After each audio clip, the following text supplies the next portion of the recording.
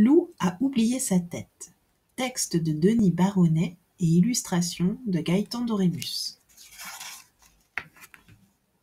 Ce matin, Lou a oublié sa tête.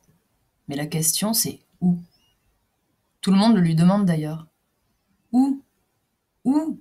Où as-tu oublié ta tête, Lou? Lou ne répond pas. Comment voulez-vous qu'elle réponde sans sa tête? C'est l'ébullition dans la cour de l'école. Tous les élèves se sont agglutinés autour de l'enfant.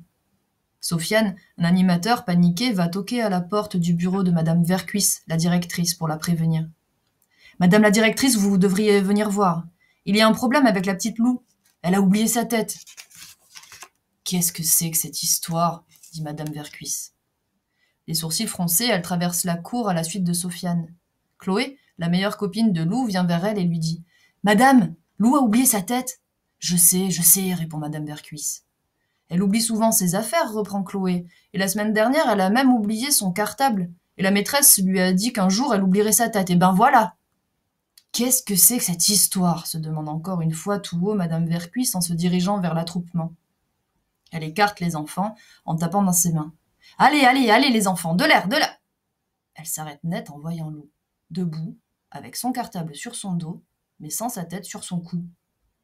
Elle pousse un petit cri de stupeur, puis se reprend et dit à l'enfant d'une voix un peu tremblante « Qu'est-ce que tu as fait de ta tête, Lou ?»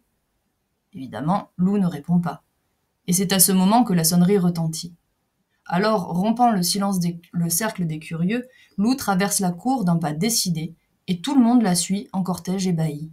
« Stop! Où vas-tu, Lou? Où ?» demande la directrice. Lou ne répond toujours pas. Alors la directrice la rattrape par le bras. Mais la petite fille se dégage et se met à battre l'air avec ses pieds et ses poings. La directrice reçoit le pied de Lou dans le tibia. Elle pousse un juron et saute sur place en faisant des grimaces. Les enfants essaient de ne pas rire, mais n'y arrivent pas très bien. Lou se met en route. Elle entre dans le bâtiment, monte les escaliers jusqu'au premier étage, puis arrive dans sa classe et s'installe à sa place. Tout le monde se presse à la porte pour essayer de regarder ce qu'elle fait. Mais elle ne fait rien de particulier. Elle pose son cartable à côté d'elle et elle attend.